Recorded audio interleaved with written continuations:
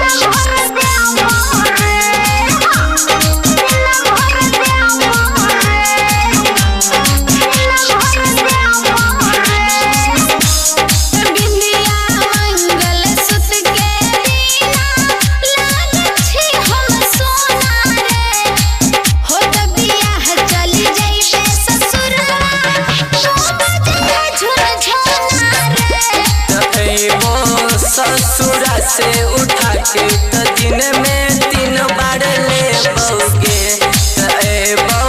ससुरा से उठा के तो दिन में 3 बार लेबोगे ये सोना सोनमा के नथुनिया तोरा कीन कर देबोगे तोरा कीन कर देबोगे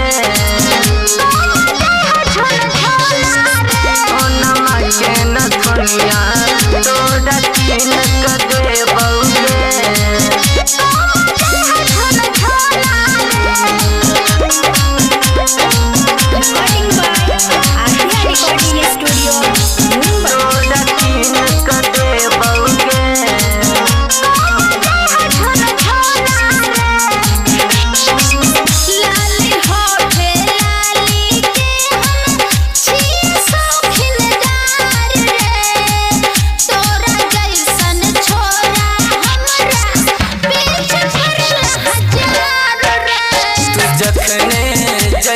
सबके बीच में चिन्ह चिन्ह कर लेतोगे तू जखने जैबे सबके बीच में चिन्ह चिन्ह कर लेतोगे ये सोना सोनमा के नथुनिया तोरा कीन कर देबोगे।